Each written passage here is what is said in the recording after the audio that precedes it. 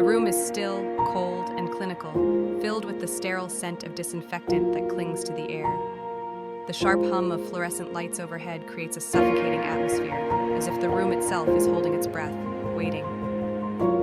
Marcus Williams lies in the hospital bed, his form pale and fragile. His once muscular frame is now diminished, with the slight rise and fall of his chest the only sign of life. His face, once full of vitality, now carries the deep lines of stress and regret. His skin has lost its natural warmth, taking on the shade of a forgotten dream. The heart monitor beside him emits a steady beat, a constant reminder that he is still tethered to this world, even if his mind is lost in a realm of darkness. The room feels deserted, empty, save for the occasional nurse or doctor who comes in and out checking his vitals and adjusting the IV drip. But Marcus is not aware of them. His eyes remain closed, his body unresponsive. The world outside his coma continues on, while inside, his mind is locked in an endless labyrinth of memories and regrets. There is no movement, no sound. The hospital staff is used to the quiet, to the stagnant air that hovers around comatose patients.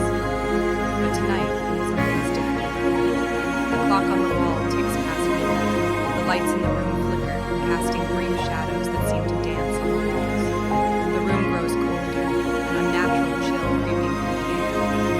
The door creaks open with the faintest of sounds, almost as though it's afraid to intrude on the stillness within.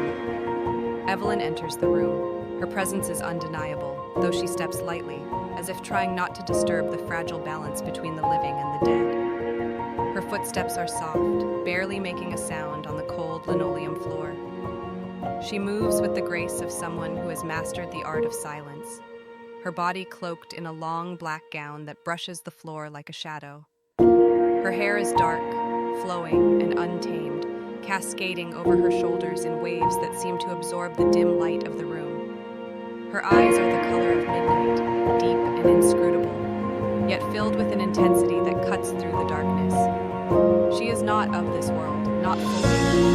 There is something ethereal about her presence, something that feels both familiar and utterly alien. She approaches Marcus's bed slowly, her gaze fixed on him as if she's been waiting for this moment for a long time. Her eyes linger on his face, studying the features she once knew so well, now dulled by time and the Her expression is unreadable, almost wistful, but there is a quiet determination in the way she looks at him.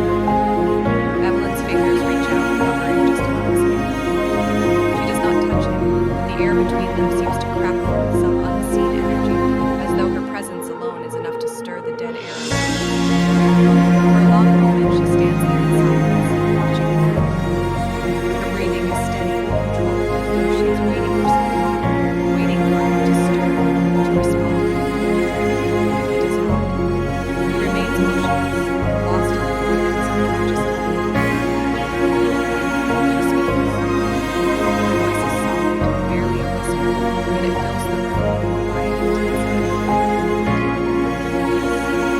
The words are heavy with meaning, as though they carry with them 1,000 unspoken feelings.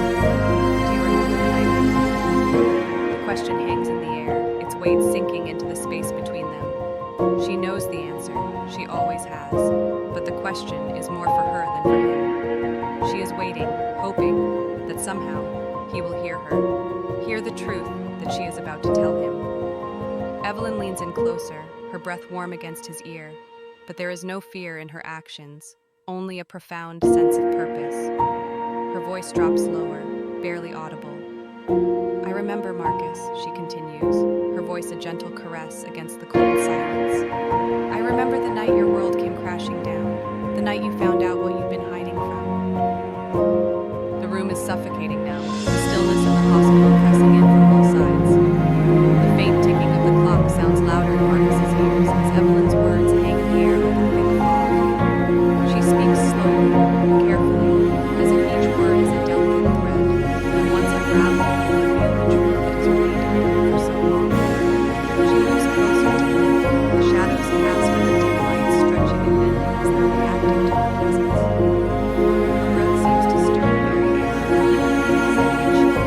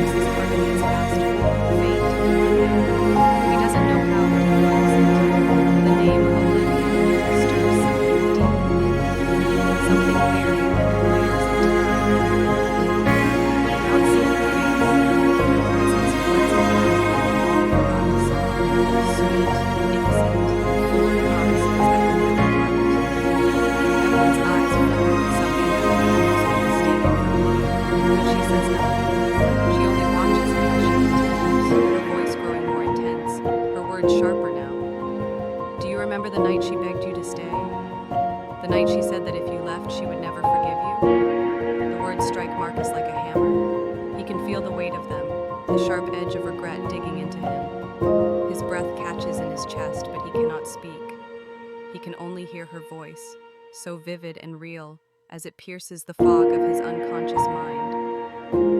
You chose your career, Marcus. Evelyn's voice grows colder now, more accusatory. You chose the firehouse, the adrenaline, the fame, and you left her behind. You chose everything else, and she died, Marcus. She died thinking you had abandoned her. The room grows unbearably cold. The breath in Marcus's lungs feels thin, as though the very air has turned to ice. He's suffocating under the weight of Evelyn's words, under the weight of the truth that has tried so hard to ignore.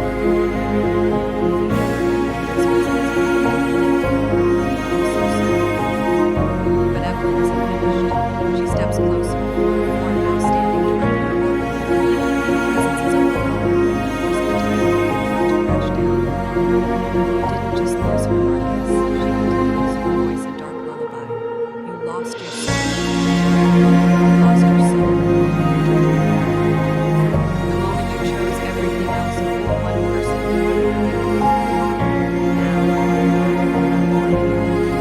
stuck in this world, a prisoner of your own fate, a prisoner of the life you built on purpose. Words echoing Marcus's mind, each one reverberating in his very being. He can feel the weight of the years, the choices he made. He can feel the loss, the regret, and the guilt. Now, it is all unraveling, one truth at a time. But then, just as the darkness of the room seems to close in around him, Evelyn's voice softens, almost tender. I am here to make you remember, Marcus, she whispers. I am here to show you the truth, to make you face what you have done, because you can never truly wake up until you do. The heart monitor beside him begins to beep faster, its rhythm erratic now, as if sensing the change within him. The beeping grows louder and faster, a frantic echo of his heartbeat, as though the truth is finally catching up with him. Evelyn's face softens, and for a fleeting moment, she almost looks sad. She places her hand gently on his, and for the first time, Marcus feels a warmth. It is a fleeting moment of connection, but it is enough. You need to wake up, Marcus, she says, her voice barely audible but full of urgency. Time is running out. Her words linger in the air as the shadows of the room seem to roll. Marcus's chest heaves with the weight of the realization. This is not just a coma, this is his prison. The heat of his release is very deep within his initiation.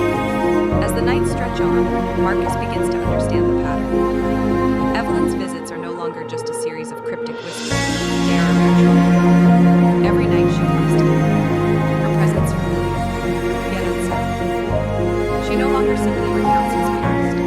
She speaks to him as though they are connected by something deeper, something supernatural. You remember that night? She asks again. The night you made the decision that would haunt you forever. Marcus feels a deep ache in his chest, a tightening that won't subside. He's starting to see the truth now. The night of the accident was no accident at all. It wasn't just the result of a simple mistake. It was the culmination of years of neglect, of selfishness, of choices that had chipped away at his soul. You didn't just lose her, Marcus. You lost yourself. The realization hits him like a thunderclap. He isn't just here in this coma because of an accident. He's here because of a lifetime of mistakes. Mistakes he had buried so deep within himself that he couldn't face them, couldn't even admit them to himself. You need to wake up, Marcus, Evelyn says one night, her voice barely audible as though she is standing on the edge of a precipice. You need to wake up before it's too late. Before the truth consumes you, Marcus feels something shift within him. The numbness he has felt for so long begins to recede, replaced by a sharp clarity. His chest rises and falls more rapidly now, and his fingers twitch beneath the sheets. The monitors beat faster, almost frantically, as his body begins to react to the influx of emotions he has long suppressed.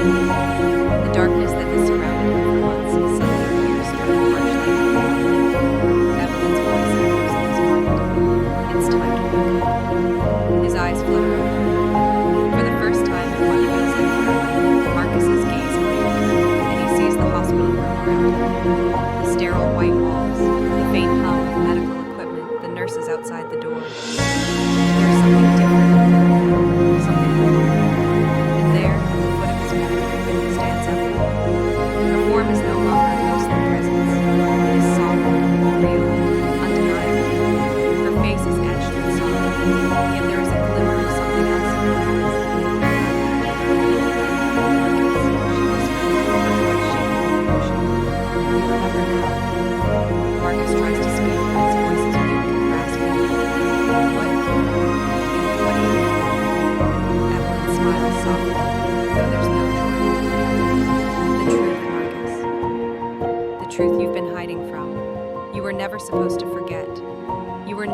to run from what you did.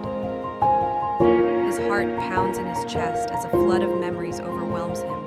The accident, the betrayal, the guilt. But above all, the woman standing before him, Evelyn. "You were my sister," Marcus whispers, his eyes wide with the realization. Evelyn's face softens, but there's no happiness in her expression. "Yes, I was, and I died because of you." The truth crashes over Marcus like a wave. Evelyn had been the one in the car with him, the one who had died in the accident. And all these years, he had been running from the guilt of her death, from the knowledge that he had been the one to drive her home into that tragedy. But now, as he finally comes to terms with it, he grows cold, the air heavy. He realizes something else. Evelyn isn't just here to haunt him. She's here to make him remember, to face the consequences of